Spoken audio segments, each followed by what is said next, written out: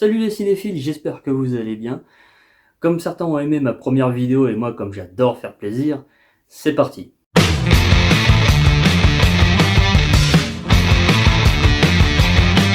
Eh ouais, je sais, la vidéo a mis du temps à sortir, c'est normal, hein, j'ai un peu trop procrastiné, un peu sur la longueur, hein, avec mes vacances au milieu, plus le travail à côté, hein, donc j'étais pas mal occupé.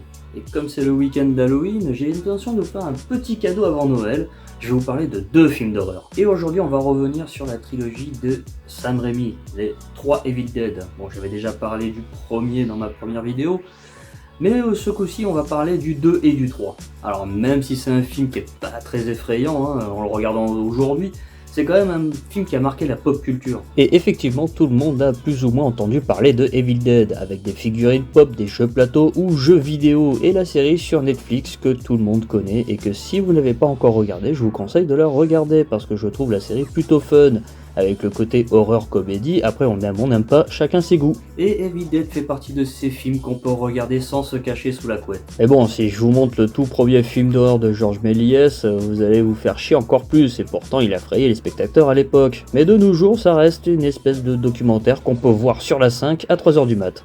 Et les films d'horreur, il en existe plusieurs types, hein. Un peu comme dans le porno, il en faut un peu pour tous les goûts. Le slasher, le fan footage, le rape and revenge, les zombies, le gore avec la série des Sauts, Evil Dead 1 qui fait partie de l'horreur fantastique, et son évolution avec les deux autres Evil Dead que je classerais dans horreur comédie. Et en parlant d'horreur comédie, Sam Raimi avait réalisé un film en 1985 appelé Mort sur le Grill. Une espèce de comédie d'horreur, mais malheureusement le film n'a pas rencontré le même succès que le premier Evil Dead, parce que le public n'était pas encore prêt pour voir des films de comédie d'horreur. Pour faire court, on a Vic Ajax, le héros principal qui va vivre un cauchemar. Il est amoureux d'une ravissante demoiselle, mais son patron a décidé cette nuit de se débarrasser de son associé. Je ne l'ai pas vu, donc je peux pas avoir d'opinion, mais bon, d'après les critiques, il est pas terrible. Mais c'est quelques années plus tard qu'il revient aux sources. Il pense à une suite de Evil Dead, mais ce n'est pas réellement une suite, parce que comment expliquer le retour de Bruce Campbell sur Evil Dead 2 sachant qu'il se fait attraper à la fin du 1. Il s'agit donc d'une réécriture. On garde les éléments clés, à savoir le livre, le couteau et des personnages inutiles parce qu'ils vont servir de victimes. Puis arriva le 3 qui est complètement différent des deux autres. L'idée d'envoyer Ash Williams au Moyen-Âge aurait dû être l'intrigue principale du 2. Mais bon, faute de budget et tout ça, ce qui est dommage parce que ça aurait pu expliquer pourquoi il se fait attraper à la fin du 1. Evil Dead 2 est vraiment anecdotique, je veux dire qu'on ne se souvient pas vraiment du film, sauf pour certaines scènes qui ont marqué, comme par exemple les objets qui se foutent de la gueule de Ash parce qu'il casse la chaise en s'asseyant dessus.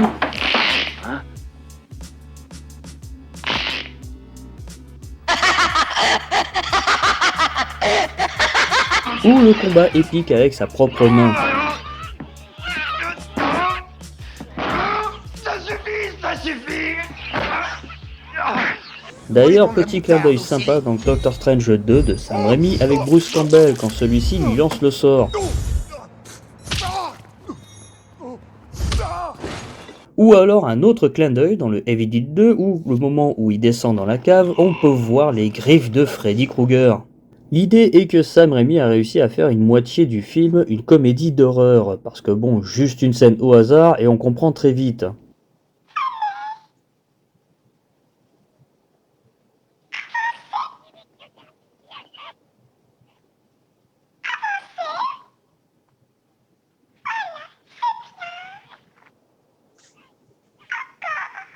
On va regarder le film.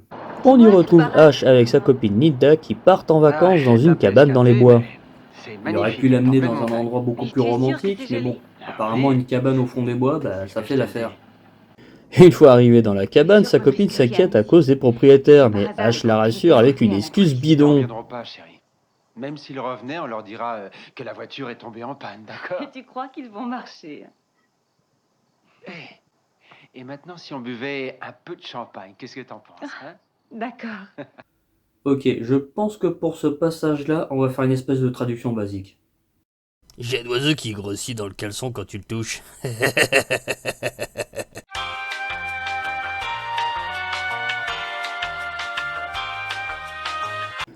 Ash tombe sur un magnétophone avec un enregistrement. Il décide donc, sous le conseil de sa copine, d'écouter ce qu'il y a dessus. Écoute ce qu'il y a dessus.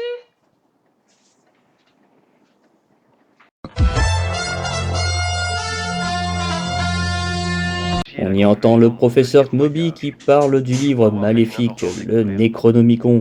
Et là, je me pose quelques questions. Pourquoi continuer à écouter alors que tu as une copine à moitié nue dans la pièce d'à côté et surtout de continuer d'écouter la bande s'il n'y a pas de musique dessus mais un mec qui parle comme si c'était un livre audio. Non seulement c'est chiant mais en plus il oublie la chose essentielle, c'est qu'il s'est tapé plusieurs heures de route pour faire un espèce de câlin avec sa copine et au lieu de ça il écoute le magnéto. Donc je veux dire, regardez, même la vieille elle a l'air de se faire chier. Enfin bref, ce qui doit arriver arriva, comme dans tous les films d'horreur. C'est-à-dire que si tu es con et maladroit, t'as de fortes chances de déclencher la fin du monde. Sa copine se fait attraper par le démon, Ash va voir dans la chambre, et là c'est le drame, son plan cul s'est tiré. Ash décide de sortir de la cabane pour chercher sa copine. Cliché. Et là, attention, ça va aller très vite. Et tout d'un coup, elle surgit. Attaqué, tête coupée, problème réglé, voilà, ça s'est plié. Enfin après c'est le schéma habituel, une chercheuse arrive avec des pages manquantes du livre, et comme par hasard il décide de partir le soir même au cabanon pour déchiffrer tout ça. Ah, je vois sa copine revenir entre les morts pour nous faire un remake de Michael Jackson.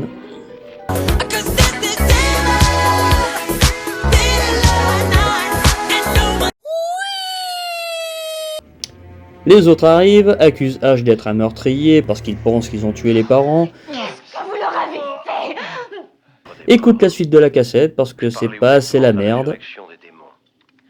Et ensuite plein de péripéties. La chercheuse qui plante le mécano accidentellement, lui ferme la porte sur les hanches, sur la cheville, essaye de lui retirer le couteau, laisse le mec au bord de la trappe où le démon est apparu la première fois. Ouais, man.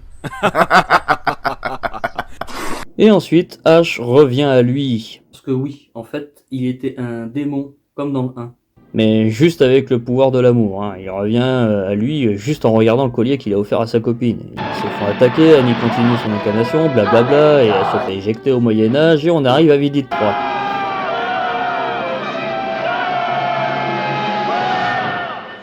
Et Evil 3, c'est un festival.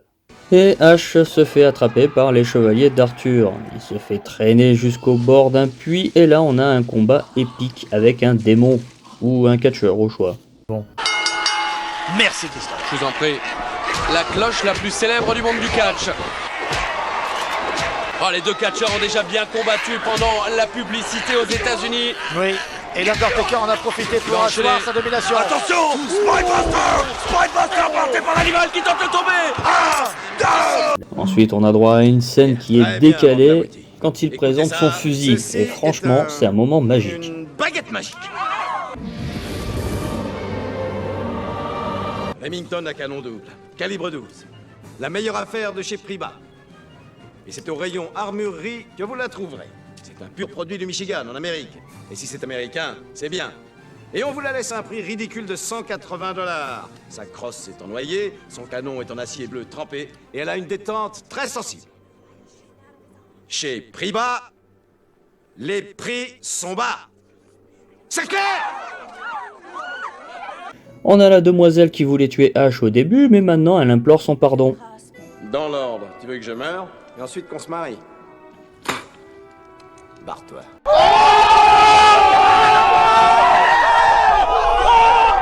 Un démon surgit. Ash tue le démon.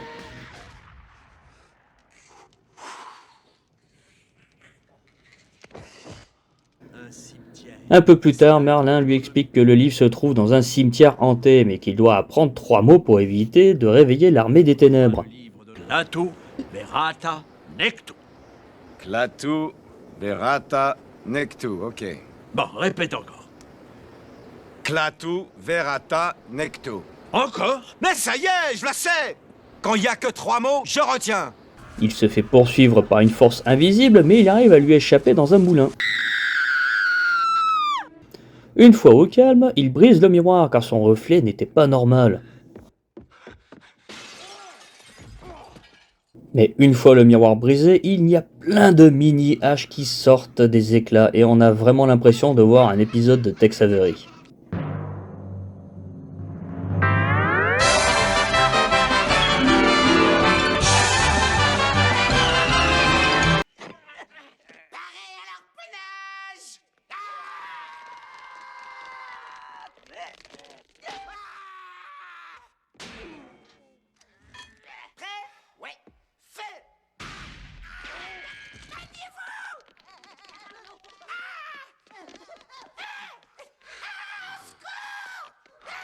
Petit Minus.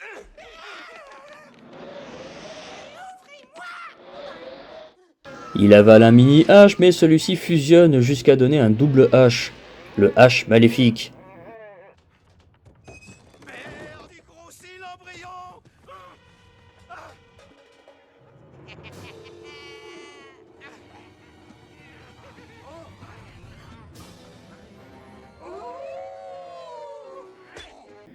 Il le tue et reprend sa route.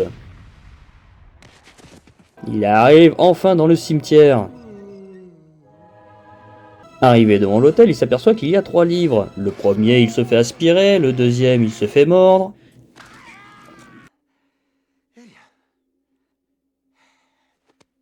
Ça paraît simple, c'est celui-là.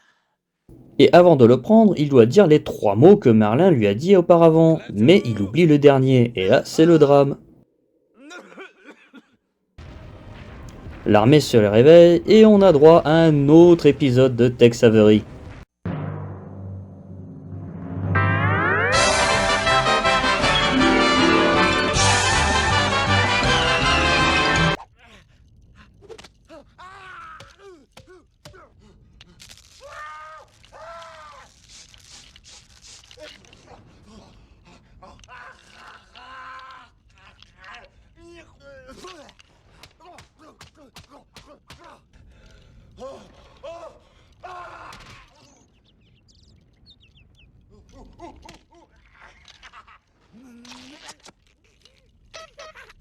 Son jumeau maléfique revient à la vie pour prendre le commandement de l'armée des ténèbres, et une grande scène de bataille se prépare.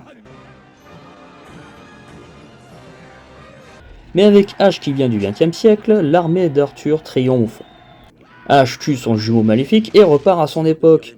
Il raconte l'histoire à son ami qui est le frère de Sam Raimi dans la vraie vie, et aussi l'assistant de Jonah James dans la trilogie des Spider-Man. Haha, vous l'avez pas vu celle-là, hein? Une demoiselle est fascinée par l'histoire de Ash, mais un démon qui sort de nulle part vient semer le trouble. Mais heureusement que Ash est là. Et voilà, c'était les Evil Dead. Hein. Bon, les films datent un peu. Ça reste quand même des bons films. Surtout le 3, si vous voulez vous taper des bonnes barres de rigolade entre amis, bon, ça vaut le coup d'œil. En tout cas, c'est la fin de cette vidéo. Hein. J'espère qu'elle vous aura plu hein, avec le temps que ça a mis pour sortir. Hein ouais. Et on se retrouvera pour un nouvel épisode. Allez, et surtout n'oubliez pas, le cinéma fait rêver, continuez d'y aller. Salut!